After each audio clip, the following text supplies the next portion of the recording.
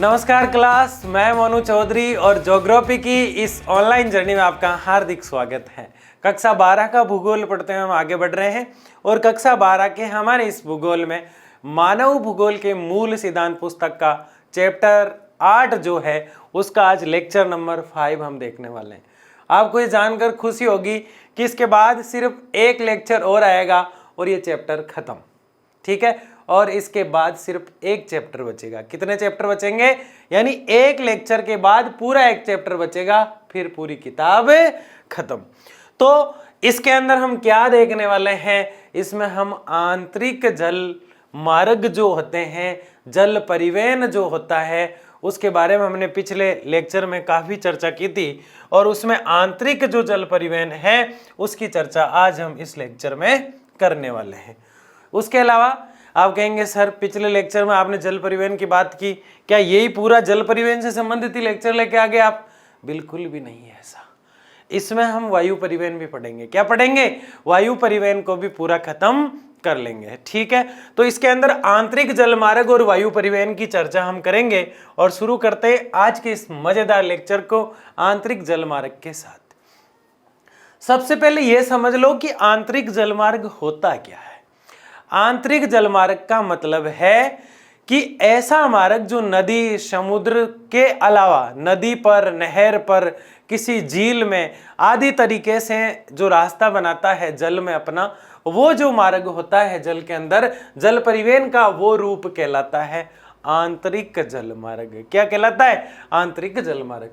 प्राचीन समय से ही महत्वपूर्ण जल मार्ग रहा है। घर के पास से नदी निकल रही थी, एक लकड़ी का बोटा उठाया और फेंका उसके अंदर, उसके ऊपर बैठे और पानी को साइडों में फेंकते हुए पार चले गए नदी के। प्राचीन समय से ही चला आ रहा है। कितने समय से चला रहा है? प्राचीन समय से।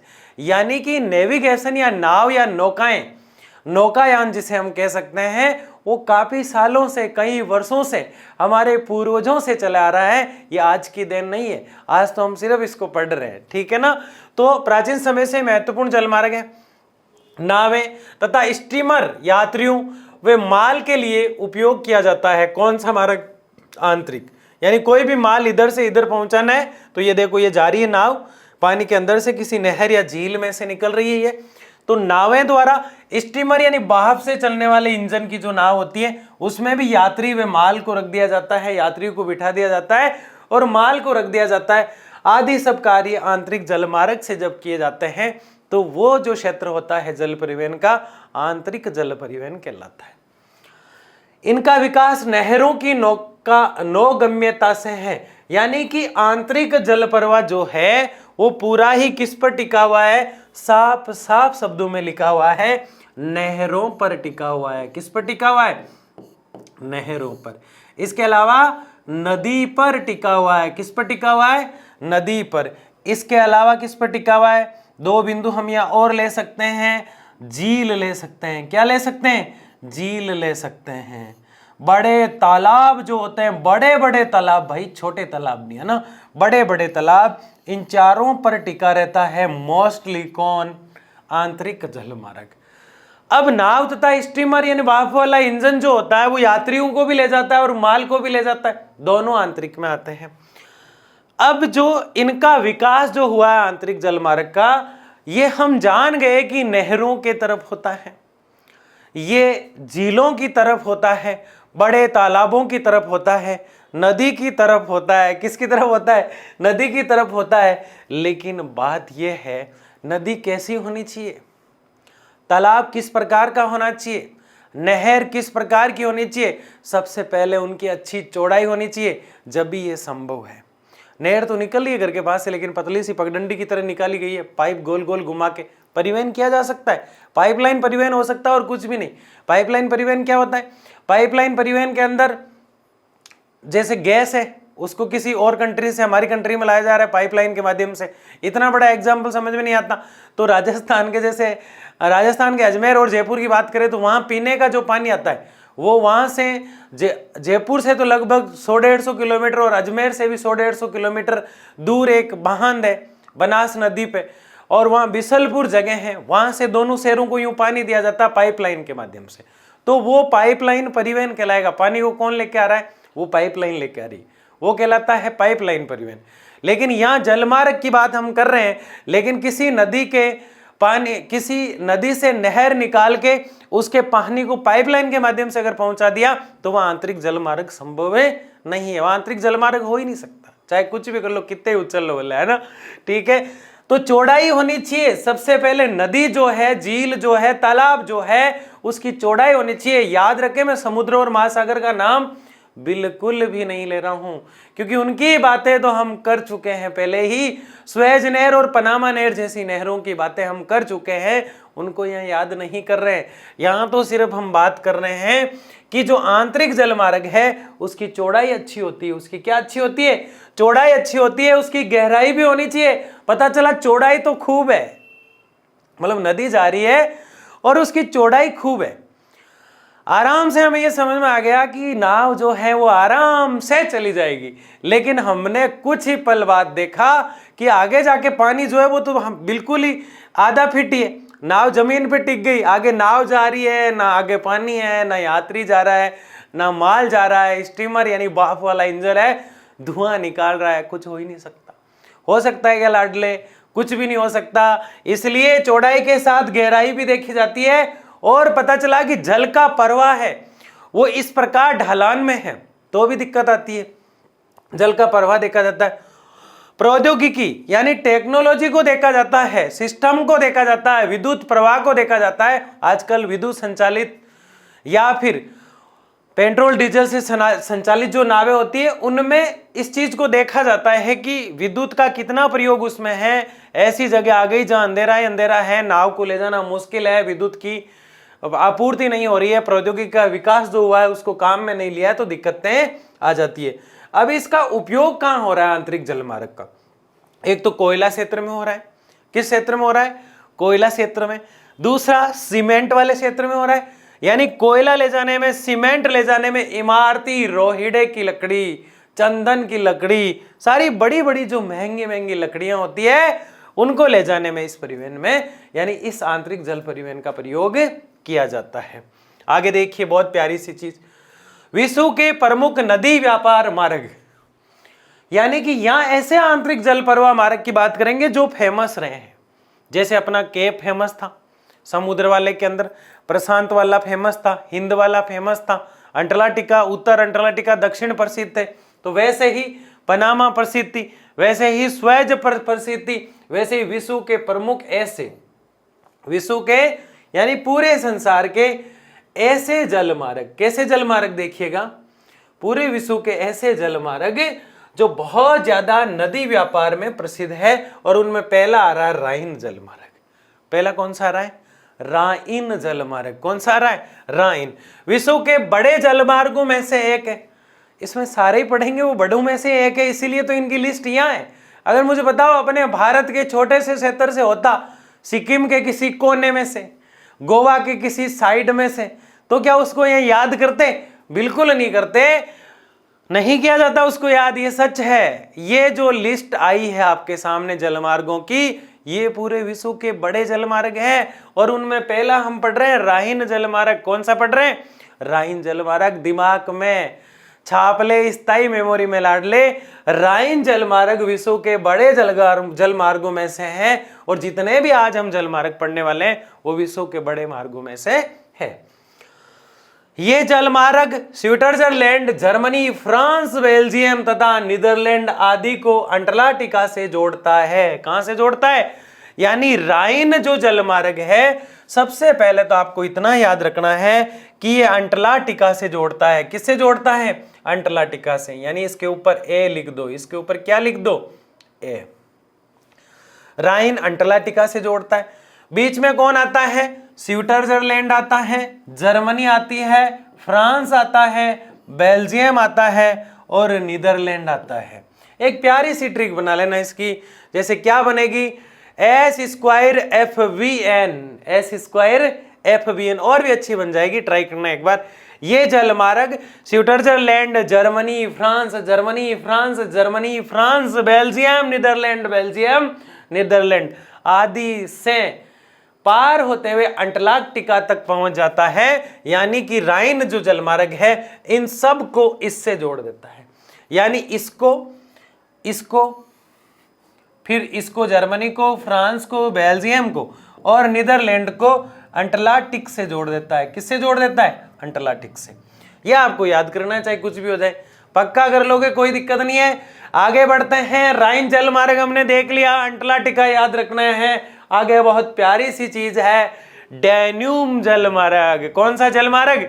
डैन्यूब जलमार्ग पूर्वी यूरोपीय क्षेत्रों में है। पूर्व के जो यूरोप के क्षेत्र है वहां पे जो है वो है डैन्यूब जलमार्ग। कौन सा जलमार्ग है भाई? डैन्यूब जलमार्ग। और पूरे यूरोपीय क्षेत्रों को कवर करता है। ये डैन्यूब नदी ब्लैक फॉरेस्ट से निकलती है, पक्का याद रखें आप। डैन्यूब नदी जो है ब्लैक फॉरेस्ट से निकलती है, राइन अंटार्कटिका से जोड़ता है काफी क्षेत्रों को, स्विट्जरलैंड जैसे कई क्षेत्रों को, जबकि डैन्यूब जलमार्ग है ब्लैक फॉरेस्ट से निकलती है नदी और यूरोपीय क्षेत्र की है। इससे गेहूं, मक्का, मशीनरी, इमारती लकड़ी परिवहन, इससे गेहूं, मक्का, मशीनरी, इमारती लकड़ी यानी महंगी लकड़ी, मशीनें, मक्का आदि का परिवहन होता है। इसका मतलब डैन्यूब जलमार्ग का ये यूरोपीय जो क्षेत्र है इसमें ये पक्का तय है कि गेहूं होते हैं, इसमें यह पक्का हो चुका है कि इसमें मक्का होते हैं, और इसमें यह पक्का है कि मशीन और इमारती लकड़ी यहां ज्यादा होती है। इसीलिए ब्लैक फॉरेस्ट से निकलने वाली है डैन्यूब नदी पर जो स्थापित हुआ है डैन्यूब जलमार्ग, वो विश्व के प्रसिद्ध जलमार्गों में से है। लाडले पिछला राइन था, यह डैन्यूब है। राइन अंटार्कटिका से कनेक्ट हो रहा है स्विट्जरलैंड जैसी कंट्री को साथ लेके। ये ब्लैक फॉरेस्ट की डैन्यूब जो नदी है वहां से निकलता है, गेहूं, मक्का ले जा रहा है, जबकि वो ढेर सारी चीजें ले जाया करता था। अगले की अगर बात करें तो बहुत ही शानदार है, देखिएगा, यह है वोल्गा जलमार्ग। ये रूस में है। यानी अब हम बात जो कर रहे हैं वो कर रहे हैं सिर्फ और सिर्फ वोल्गा जलमार्ग की। किसकी बात कर रहे हैं? वोल्गा जलमार्ग की काम बात कर रहे हैं। तेज इसलिए बोलना शुरू किया है, पास में डीजे विजे बोल रहे हैं, शादी है किसी की। इसका मतलब यह नहीं कि मुझे फटाफट पटाके खाना खाने जाना है, इसलिए कि उसकी आवाज से ज्यादा मेरी आवाज आनी चाहिए, क्योंकि मेरी ताकत है मेरे शहर और शहरनियां, लाडले और लाडकियां। ये रूस में है वोल्गा जलमार्ग। कौन सा जलमार्ग? वोल्गा। 11,200 किलोमीटर में नावें चलती है। इसमें कितनी नावें चलती है? 11,200 किलोमीटर की नौकायान है। इसे वोल्गो मास्को प्रदेश से जोड़ती है। यानी कि ये वोल्गो जो जलमार्ग है, मैं तेज बोल रहा हूं इसका मतलब नहीं है कि भूल जाए आप, है ना, पक्का याद रखें कि वोल्गा जो जलमार्ग है वो वोल्गो मास्क नेर जो है उसको मास्को प्रदेश से जोड़ती है। यानी कि ये जो वोल्गा जलमार्ग है, वोल्गो मास्क नेर जो है इसको किससे जोड़ देती है? मास्को प्रदेश से जोड़ देती है। और वोल्गो डोन नेर जो है इसको काला सागर से जोड़ देती है। सिर्फ इतना याद रखना है, वोल्गो को मास्को से वोल्गो मास्को जोड़ती है और काला सागर से वोल्गो डोन जोड़ता है। भाई डोन कौन जोड़ता है? डोन नेर जोड़ती है। भाई इतना याद रखें आप, ठीक है। कितना है? 11,200। आगे देखिएगा, यह है सेंट लॉरेंस समुद्री मार्ग। कौन सा है भाई? सेंट लॉरेंस समुद्री मार्ग। उत्तरी अमेरिका में कई जिले इसके साथ हैं। यानी कि सेंट लॉरेंस जो जलमार्ग है वो जो है उसमें उत्तरी अमेरिका में कई जिले उसके साथ हैं। यानी उत्तरी अमेरिका की बहुत सारी जिलों को जो है ये साथ लेकर चलता है सेंट लॉरेंस समुद्री मार्ग। जैसे वो डीजे वाला डर चुका है क्योंकि मेरी आवाज उससे तेज आ रही है। और नाम क्या है इसका? सेंट लॉरेंस समुद्री मार्ग, जो उत्तरी अमेरिका में है। ये सुपीरियर, ह्यूरन, एरी तथा ओंटारियो जो जिले हैं उन सबको जोड़ देता है। कई जिले इसके साथ हैं। झील यानी लेक, डिस्ट्रिक्ट वाला जिले नहीं, झील मतलब लेक जो है सेंट लॉरेंस जो उत्तरी अमेरिका का है उसके साथ सुपीरियर झील जुड़ी हुई है, उसके साथ ह्यूरन झील जुड़ी हुई है, उसके साथ एयरी झील जुड़ी हुई है, उसके साथ ओंटारियो झील जुड़ी हुई है। इस पर डुलुब व बुफालो पतन यानी कि बंदरगाह, पतन यानी कि बंदरगाह, पतन यानी कि पोताश्रय यानी नाव, पोत यानी नाव, आश्रय मतलब जहां रुकती है वो कहलाता है पोताश्रय। इस पतन को हम पोताश्रय भी बोल सकते हैं। क्या बोल सकते हैं? पोताश्रय भी बोल सकते हैं। इस पतन को हम बंदरगाह भी बोल सकते हैं। इस पतन को हम बंदरगाह भी बोल सकते हैं। और यहां सेंट लॉरेंस पे जो है डी और बी यानी डीबी, डुलुब व बुफालो, दो बड़े बंदरगाह है। किस पर है? सेंट लॉरेंस पर है। और इससे कई जिले जुड़ी हुई है जिसमें सुपीरियर, हेरोन, एरी तथा ओटोरियो। बताओ समझ में आया कि नहीं आया? कौन सा समझ में आया? सेंट लॉरेंस समुद्री मार्ग। आगे देखिएगा, मिसिसिपी जलमार्ग। मिसिसिपी क्या नाम आया है? मिसिसिपी जलमार्ग। पूरा नाम मिसिसिपी उनोहियो। पूरा नाम मिसिसिपी उनोहियो। क्या नाम है पूरा इसका? मिसिसिपी उनोहियो। अमेरिका को मेक्सिको खाड़ी से जोड़ता है। सिर्फ AM अर्ली मॉर्निंग, यानी कि सीधा सीधा अमेरिका को मैक्सिको से जोड़ देता है। अर्ली मॉर्निंग में तो गुरुजी ई आता है, फिर इसको क्यों बता रहे हो? AM याद रख लो, सीधा भाई अमेरिका को मैक्सिको की खाड़ी से जोड़ देता है मिसिसिपी जलमार्ग। इसमें क्या मैं समझाऊं आपको, आगे देखिएगा। यह पढ़ेंगे वायु परिवहन। इससे पहले क्विकली फास्ट रिवीजन एक बार देखिए। यह था हमारा मिसिसिपी, इसके पहले था सेंट लॉरेंस समुद्री मार्ग, वोल्गो जल मार्ग था हमारा, और इस वोल्गो से पहले जो हमारा था वो कौन सा था? डैन्यूब। और डैन्यूब से पहले याद करो क्या? राइन था। राइन, फटाफट बोलना है, राइन। इसके बाद डैन्यूब, डैन्यूब के बाद वोल्गा, वोल्गा के बाद सेंट लॉरेंस, सेंट लॉरेंस के बाद मिसिसिपी, और मिसिसिपी के बाद सीधा वायु परिवहन। पक्का याद करना है, चाहे कुछ भी हो जाए कमेंट बॉक्स में लिखा करो ताकि मुझे पता चले, ठीक है ना। वायु परिवहन क्या है? हवा में उड़ने वाला है गुरुजी। इसमें क्या समझाएं हम आपको, आप हमें बताओ इससे आगे क्या होता है, ठीक है ना। तो आपको बताते हैं, वायु परिवहन जो है सबसे तीव्र है, सबसे तेज है, और मौसमी खराब होने वाली वस्तुओं को जल्दी पहुंचा देता है। किसी को जल्दी जाना है उसको भी पहुंचा देता है। बाकी बेंदा और कैरी की जो कहानी थी पहले वाले चैप्टर की, फर्स्ट वाले चैप्टर की, उसमें बहुत अच्छे से देख रखा है हमें इसका फायदा। क्योंकि कैरी जो थी वो सुबह फ्लाइट ले लेती थी नॉर्वे स्ट्रोनड्राइम हाइम शहर से, और जिसको जहां उसको जाना होता था उस जगह जाती, जो उसको खाना होता था मस्ती से खाती, शाम को सास बहू का सीरियल देखने के लिए वापस नॉर्वे आ जाती। यानी उसको जैसा ठीक लगता था वो उस हिसाब से एडजस्ट कर लेती थी वायु परिवहन की मदद से। किसके परिवहन से? वायु परिवहन की मदद से। देखिए क्या है वायु परिवहन। संसार में वायु परिवहन का विकास प्रथम विश्व युद्ध के बाद से शुरू हुआ। यानी पूरे संसार में वायु परिवहन का विकास जो है प्रथम विश्व युद्ध के बाद शुरू हुआ। प्रथम विश्व युद्ध हुआ 1914 से 1918 के बीच, ये प्रथम विश्व युद्ध है, फर्स्ट वर्ल्ड वॉर। और 1939 से लेकर 1945 के बीच जो हुआ वो जो आपका विश्व युद्ध है वो सेकंड वर्ल्ड वॉर है, और ये फर्स्ट वर्ल्ड वॉर है। 20वीं शताब्दी जब उतर रही थी, वायु या हवाई परिवहन का प्रचलन बहुत बढ़ गया था। वर्तमान युग को हवाई युग भी कहा जाता है। आप तो देखो आज हर व्यक्ति शादियों में दूल्हा जो है एरोप्लेन से, फ्लाइट से, यानी हेलीकॉप्टर छोटा वाला लाता है हालांकि, और उससे लैंड करता है। सारा काम हवाई युग से ही हो रहा है। बारातों में हेलीकॉप्टर दिखाई दे रहे हैं। किसी के लड़की हुई है उसको घर लाने के लिए पहली बार ढोल नगाड़ों के साथ, लड़का हुआ है ढोल नगाड़ों के साथ उसको घर लाया जा रहा है, हेलीकॉप्टर से लैंड कर रहा है सीधा, फिर सुबह टेक ऑफ कर रहा है। फिर तो हवाई युग हुआ कि नहीं हुआ? वायु परिवहन का विकास जो है प्रथम विश्व युद्ध के बाद ज्यादा हुआ, बाद से शुरू हुआ, पहले नहीं था। प्रथम विश्व युद्ध में ज्यादा हेलीकॉप्टर का यूज भी नहीं हुआ। द्वितीय में देखो आप हिरोशिमा नागासाकी आदि क्षेत्रों में जो है कई क्षेत्रों में इसका प्रकोप देखने को मिला।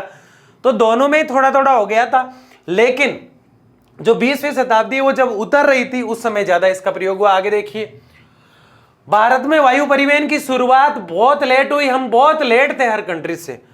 1911 ईस्वी में हुई, जब इलाहाबाद से, कहां से? इलाहाबाद से नैनी तक एक छोटा सा परिवहन किया हमने वायु परिवहन का। विमान डाक सेवा शुरू की, नॉर्मल तरीके की विमान डाक सेवा, मतलब नॉर्मल छोटी सी। और कहां से कहां तक? इलाहाबाद से नैनी तक। ये मिर्जापुर का नैनी जो है 82.5 डिग्री, नाम आपने सुना है अगर 12th में पढ़ के आए हो, जो भारत की समय रेखा है याम्योत्र के नाम से, ग्रीनविच रेखा भारत की समय बताने वाली जो मानक समय रेखा है भारत की, स्टैंडर्ड टाइम जोन है ना, स्टैंडर्ड टाइम जोन जो भारत का IST के नाम से भी जाना जाता है इसको। तो ये जो रेखा है 82.5 डिग्री जो भारत के नैनी इलाहाबाद से गुजरती है, कहां से बनाया गया था, लंदन से इसको बनाया गया था, और ये 5.5 घंटे भारत का जो समय है उनके समय से आगे चला करता है। तो ये चीज हम पढ़ चुके हैं, ज्यादा इसमें नहीं जाएंगे, ये तो नाम आया इसलिए मैं बता रहा हूं। बीच विश्व के सर्वप्रथम विमान डाक सेवा का परिवहन भारत में 1911 में हुआ।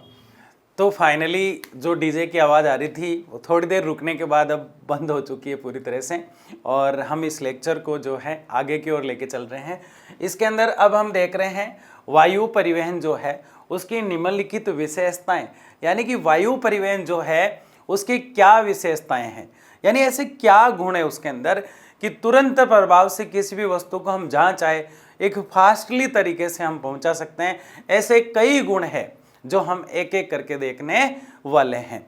तो सबसे पहले हम देख रहे हैं अखंड यात्रा, यानी कि वायु परिवहन जो है उसमें नॉन स्टॉप यात्रा हो सकती है। आपको बीच बीच में खंड करने की जरूरत नहीं है। आप जो है औरंगाबाद से निकले या फिर आप कानपुर से निकले, यूपी गए और फिर पटना में रुक गए बिहार के अंदर, फिर आप राजस्थान के जयपुर में आए, वहाँ थोड़ी देर रुक गए। तो रोडवेज या सड़क यात्रा जब हम करते हैं तो हमें इस प्रकार से रुक रुक कर पहुंचाया जाता है, खंडित कर दी जाती है पूरी यात्रा को।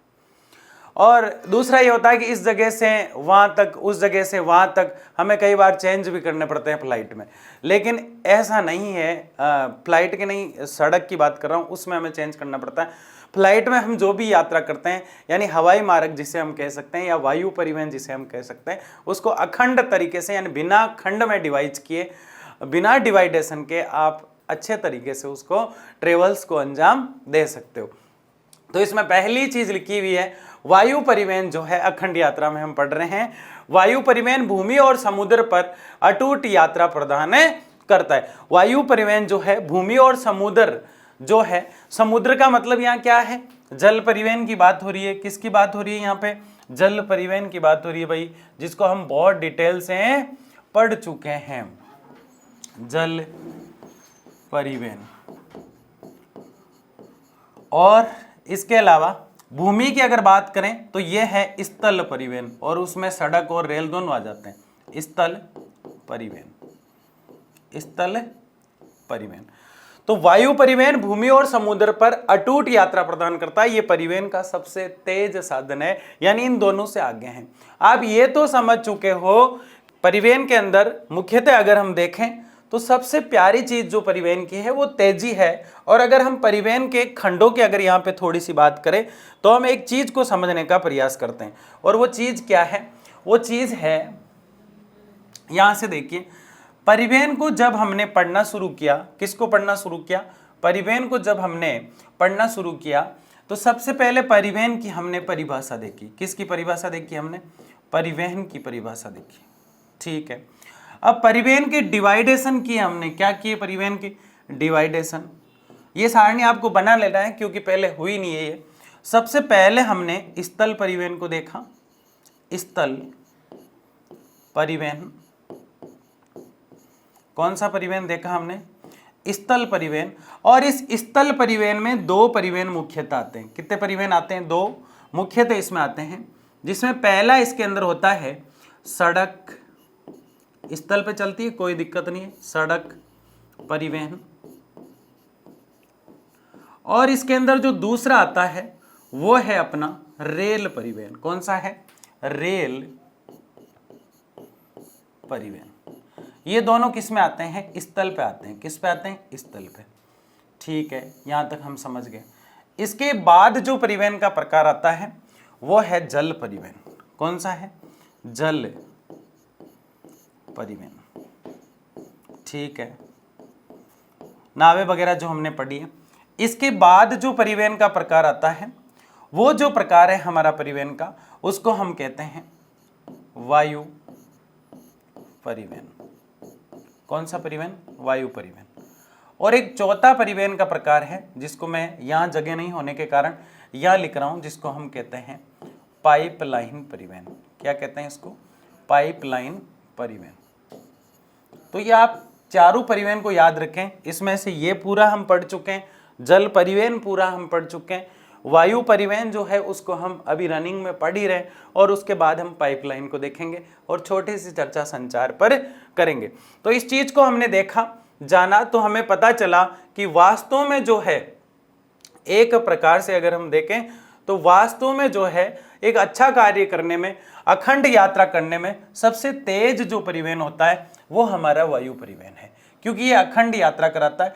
भूमि की अगर बात करें और समुद्र की अगर बात करें तो यहाँ जल परिवहन और स्थल परिवहन की बात हो रही है, इनमें यात्रा जो होती है अटूट नहीं हो पाती है, जबकि ये परिवहन यानी कि वायु परिवहन जो है वो अटूट यात्रा कराता है, लंबी यात्राओं को आसानी से गति प्रदान कर देता है।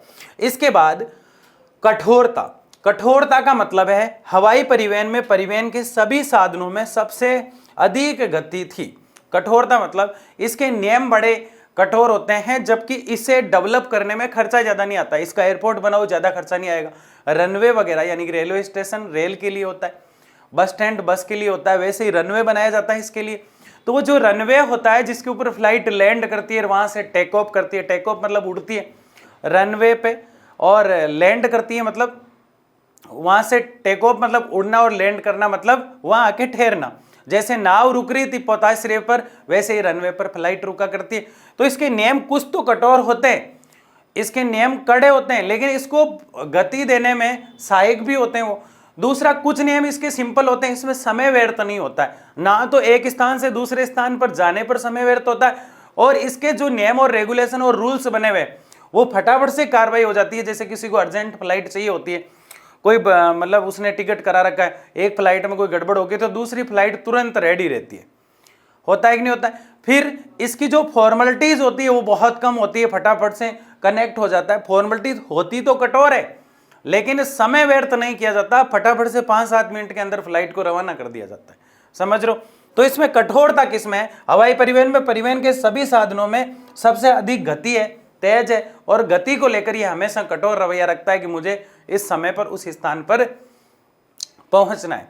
क्यों? क्योंकि जाना ही इसलिए जाता है हवाई परिवहन को कि गति प्रदान करे लोगों को, एक समय जो उनकी बॉन्डिंग है समय की, उसके अकॉर्डिंग वो काम करें, जिस व्यक्ति को जहां जाना है उसको जल्दी से जल्दी पहुंचाया जाए।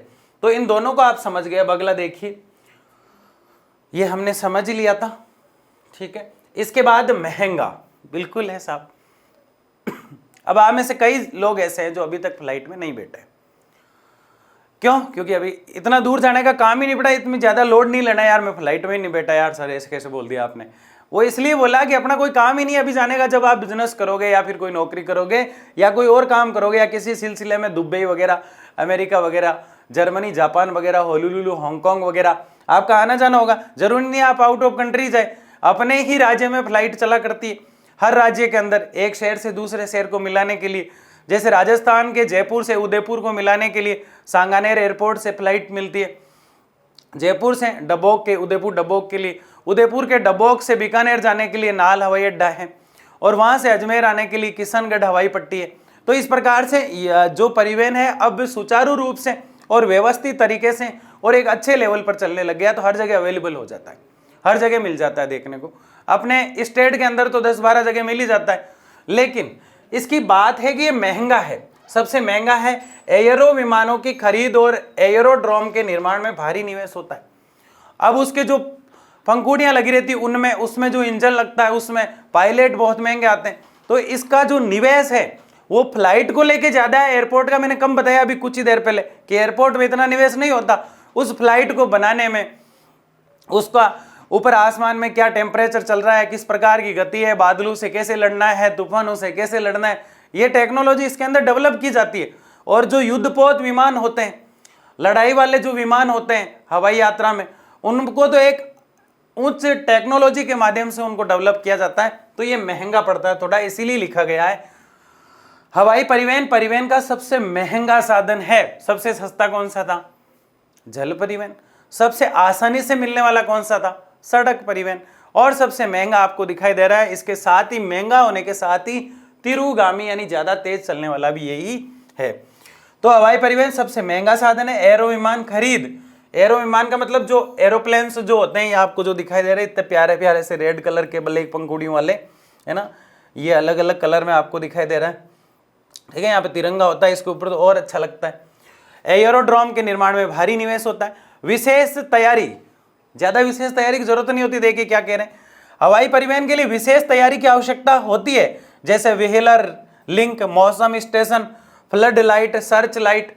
अब ये चीजें जो आपको दिखाई दे रही है, व्हीलर लाइट यानी कि जो पहिए होते हैं उन पहियों पे भी लाइटिंग सिस्टम होता है। जब लैंड करते हैं उस समय जरूरत पड़ती है तो उसको भी चेक किया जाता है। सर्च लाइट, आगे के लिए जो सर्चिंग होती है, जीपीएस वगैरह आदि को भी चेक किया जाता है। और इसके अलावा मौसम कैसा है उस स्टेशन से जब रवाना हो रहे हैं, और फ्लड लाइट, आगे पीछे की जो लाइटें हैं, सब कुछ चेक करके और फिर जो है विमान पोत का जो विभाग है वो उसे अनुमति देता है, और फिर तुरंत वो क्या करता है, उसको जिस दिशा में ले जाना है, जहां ले जाना है, उसको तुरंत उड़ा दिया जाता है। हमारा जो ध्येय है वो यह है, हमारा उद्देश्य जो यह है कि वायु परिवहन होता है क्या है, सबसे पहले तो यही जाने, और उसके बाद इसकी तैयारियां जो उसके बारे में। तो ज्यादा तैयारियां नहीं है, 4 चीजों को देखना है बस। अब आप कहोगे सर बस को तो कुछ देखना ही नहीं पड़ता, फटाफट से ज्यादा मौसम खराब हुआ वहीं रोक दिया, फ्लाइट को तो बीच में तो नहीं रोक सकते, ये लो साहब मौसम खराब हो गया यहीं रोक दिया, ठीक है ना। आगे देखिए लाभ क्या है इसके, इसके ढेर सारे लाभ है भाई साहब। एक तो उच्च गति प्रदान करती है, ये जितने भी परिवहन है उच्च गति देते हैं। वायु परिवहन का सबसे सर्वोच्च लाभ इसकी उच्च गति है। तेज गति से किसी के पास समय कम होता है, कई ऐसे लोग होते हैं जो एक ही दिन के अंदर 2-2 कंट्री में भ्रमण करके आते हैं, कई ऐसे लोग होते हैं कि नहीं होते, तो उच्च गति चाहिए कि नहीं। कहीं बस में जाएगा तो 1 महीने से वापिस आके आएगा, काम कर पाएगा नहीं कर पाएगा। ये परिवहन का सबसे तेज तरीका, बार बार वही लाइन रिपीट हो रही है, तेज तरीका है, और इस प्रकार ये सबसे उपयुक्त साधन है। कैसा है उपयुक्त, जहां समय एक महत्वपूर्ण कारक है। आप वायु परिवहन जैसे ही आपको दिखे एग्जाम में, आपको सबसे पहले लिखना है ये तीव्रगामी है, इसमें समय की बचत होती है। किसकी बचत होती है, समय की बचत। ये सबसे महंगा है। ये 3 चीजें तो आपको याद ही रखना है। इसके बाद उपयुक्त साधन है जहां समय का महत्वपूर्ण कारक है। आरामदायक और त्वरित सेवाएं, यानी तुरंत आपको जहां से आना है, जहां जाना है, तुरंत आप फ्लाइट लेते हैं और जहां आपको पहुंचना है वहां पहुंच जाते हैं। त्वरित सेवाएं यानी तुरंत प्रभाव से।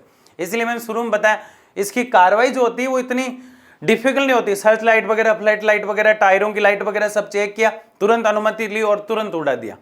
समझ गए ना, तो फटाफट काम हो जाता है। त्वरित सेवाएं जो है, आरामदायक तो है ही, है ना। पहली बार बैठते हैं उनको घबराहट भी होती है, तो वो क्या आरामदायक कहाँ है, मैं तो डर गया, ठीक है ना। ये एक नियमित, आरामदायक, कुशल और त्वरित सेवा प्रदान है। कोई जरूरी नहीं है कुशल लौटे कि नहीं लौटे। विमान हादसे बहुत होते हैं दुनिया में, भारत में भी बहुत होते हैं, होते रहते हैं।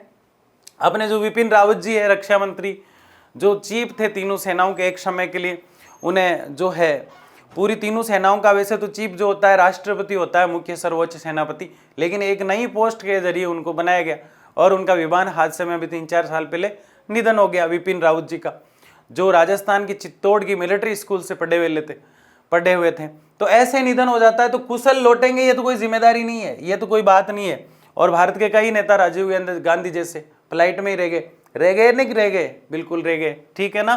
तो लिखना अपन को यही है कि कुशल और त्वरित सेवा प्रदान करना है, क्योंकि इसकी तारीफ ही करना है अपन को। क्या करना है अपन को, एग्जाम में अच्छे नंबर लाने के लिए इसकी तारीफ ही करना है। आगे देखिए, ट्रैक के निर्माण में कोई निवेश नहीं। मैं आपको बार बार बता रहा था, इसका जब ट्रैक बनाया जाता है, जहां ये लैंड करेगी, जहां से टेक ऑफ करेगी, उसमें ज्यादा निवेश नहीं होता है। थोड़ा सा जो है पहले ट्रैक्टर वैक्टर लाओ, खोदो उसको, फिर उस पर पानी वानी छिड़को और फिर जो है उसको मजबूत बना दो ताकि आराम से उतर करे, गड्ढा नहीं बनाए। थोड़ी सी दौड़ता है फ्लाइट और फिर रुक जाता है, ठीक है ना। तो इससे सतह के ट्रैक के निर्माण और रखरखाव में भारी पूंजी निवेश की आवश्यकता नहीं है। भारी पूंजी किसमें लगती है, जब फ्लाइट को बनाया जाता है उसमें। एयरपोर्ट बनाने में ज्यादा खर्चा नहीं लगता है। इसका मतलब यह नहीं कि सड़क वाले से भी सस्ता पड़ता, बिल्कुल नहीं पड़ता, लेकिन इसका लेवल देखे तो कोई शारीरिक बाधाएं नहीं।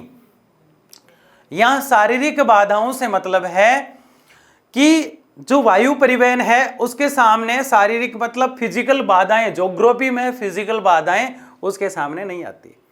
अब ये फिजिकल बाधाएं क्या है ज्योग्राफी में, फिजिकल बाधाओं का मतलब है सिर्फ फिजिकली बात कर रहा हूं, नेचुरल इकोसिस्टम इन्वायरमेंट के तहत समस्या आ सकती है। कोई पक्षी उड़ता हुआ आ सकता है बीच में, ये समस्या आ सकती है। बादल ज्यादा है, बारिश वगैरह समस्या है, तूफान वगैरह है, ये समस्या आ सकती है। तो ये इन्वायरमेंटल यानी पर्यावरण की जो समस्या है, पारिस्थितिकी जीवों से संबंधित जो समस्या है वो फ्लाइट में आ सकती है। लेकिन फिजिकली समस्या नहीं आ सकती कि कोई नदी बीच में नहीं आ सकती, कोई पहाड़ बीच में नहीं आ सकता, कोई घास का मैदान बीच में नहीं आ सकता, कोई हिमालय पर्वत बीच में नहीं आ सकता। अब आप कहोगे साहब नीचे आ गया तो पर्वत से तो टकराएगा, वो तो नीचे लैंड कर रहा है, जबकि बात अलग है।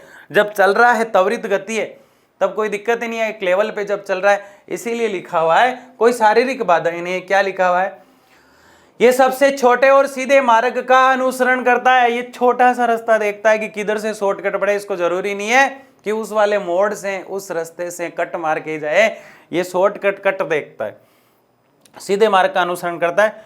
क्योंकि समुद्र, पहाड़ या जंगल है ना, पहाड़ पर्वत नदियां ये तो सब पुराने हैं, भौतिक भूगोल तो पुराना है, अच्छी अच्छी कली खिली है, हम उसके दीवाने हैं मानव भूगोल के। किसके दीवाने? मानव भूगोल के। और ये मानव भूगोल का पार्ट है। जंगल हवाई परिवहन के रास्ते में नहीं आते हैं, बिल्कुल नहीं आते हैं। आपने देखा क्या कोई पेड़ उछल के ऊपर चला गया और फ्लाइट आ रही है उससे टकरा गया? बिल्कुल भी नहीं टकराया। तो ये चीज हमने देख ली। आगे देखिए, त्वरित मंजूरी, ये मैं पहले ही बता चुका हूं कि तुरंत मंजूरी मिल जाती है। फटाफट से किसी को कहीं जाना है, तुरंत मंजूरी दे दी, ये लो काम कंप्लीट। त्वरित मंजूरी मिल जाती है, तुरंत मंजूरी मिल जाती है, यानी कि इसके लिए हाँ हो जाती है कि हाँ उड़ाओ साहब इसको। हवाई परिवहन में कस्टम औपचारिकताओं का बहुत जल्दी अनुपालन किया जाता है। कस्टम औपचारिकता का मतलब होता है जो एयरपोर्ट के नियम और रूल और रेगुलेशन होते हैं उनको फटाफट से एक्टिव किया जाता है। जैसे ट्रेन होती है, ट्रेन कोई 2 घंटे लेट है तो कोई एक्शन नहीं लिया जाता कभी कभी, तो फिर एक शिकायत नंबर होते हैं, शिकायत करते हैं, फिर उस पर एक्शन भी होता है। तो धीरे धीरे होता है। कस्टम पावर जो होती है ट्रेन की ना के बराबर होती है कि नहीं होती? बस की तो बिल्कुल नहीं होती। किसको फोन करोगे, क्या करोगे? प्राइवेट बस से तो आराम से चला रहा है ना, एक सो गया, दूसरा उठ रहा है, होटल पे चाय पी रहा है, फिर खाना खा रहा है ना, और फिर जो है 40-50 रुपए का खर्चा करके मस्त हो गया। तो फिर वो बात ही लगे, टल्ली होके पड़ा है, सुबह उठा फिर रवाना कर दिया। बसों में, सड़क परिवहन में, रेल परिवहन में ये बाधाएं अक्सर आती है, रेल में तो और कम आती है। तो वायु परिवहन में नहीं होता। कस्टम तुरंत काम करता है, अनुपालन किया जा सकता है और इस प्रकार ये मंजूरी प्राप्त करने में देरी से बचा जा सकता है, इसमें देरी नहीं होती। तो आज के बाद ट्रेवल्स करोगे तो किस में करोगे? किस में करोगे? आज के बाद जहाँ भी जाओगे, अब साहब मैं तो स्कूल भी किस में जाऊँगा? वायु परिवहन के माध्यम से, है ना? ऐसा नहीं है। महंगे सामान, ये 6 वाला है। महंगे सामान ले जाने के लिए सबसे उपयुक्त है। जैसे खराब होने वाली सब्जियां हैं, जैसे कोई बहुत कीमती चीज़ है जिसको बीच में चुरा ले, इस डर से नहीं। कोई ऐसी चीज़ें हैं जिसको विदेशों में पहुंचाना है, सड़क मार्ग से पॉसिबल नहीं है, रेल से पॉसिबल नहीं है, सड़क से पॉसिबल नहीं है, यानी स्थल मार्ग से पॉसिबल नहीं है, जल मार्ग से भी पॉसिबल नहीं है, उसको तुरंत पहुंचाना है, तो किसका उपयोग किया जाएगा? हवाई मार्ग का उपयोग किया जाएगा। नाशपाती, प्रकृति का सामान, यानी जल्दी नष्ट हो जाना। नाशपाती का मतलब क्या है? जल्दी नष्ट होने वाला सामान, जल्दी नष्ट होने वाला सामान किस में आता है? नाशपाती में। नाशपाती प्रकृति यानी ऐसी चीजें जो है जल्दी खराब हो जाए, उपयुक्त है। जिसमें लंबी दूरी के लिए हीरे, सरापा आदि जैसे उच्च मूल्य, जैसे हीरे रास्ते में चोरी हो गए, ट्रेन लूट लिया ना, गब्बर खुद आया था। कौन आया था? गब्बर खुद आ गया, सांबा आ गया, ट्रेन को लूट लिया।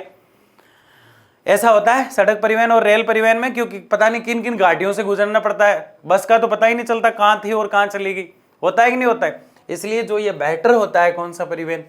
महंगे सामान को ले जाने के लिए वायु परिवहन। उच्च मूल्य के त्वरित वितरण, हल्के सामान की भी आवश्यकता होती है। हल्के सामान को ले जाता है, भारी सामान को ले जाने में इसको थोड़ी दिक्कत आती है। आगे देखिए, क्या देखने वाले हो? बहुत प्यारी सी चीज जिसका सर हमें बेसब्री से इंतजार था और इसको हम देख रहे हैं कि बहुत बहुत धन्यवाद। आपने अच्छे से पढ़ा, अच्छे से समझा, सुना, और लाइक करना है, शेयर करना है। लर्न एंड शेयर के आर्ट्स के चैनल को जरूर ज्वाइन करना है। अब आपका शेड्यूल भी आ रहा है, देख रहे हो काफ़ी दिन से कि कौन सी क्लास कब आ रही है और कौन सी क्लास आ रही है। और भी आपके जो डाउट हो रहे हैं उस पर काम किया जा रहा है। मिलते हैं अगले लेक्चर में, तब तक के लिए धन्यवाद। जय हिंद, जय भारत।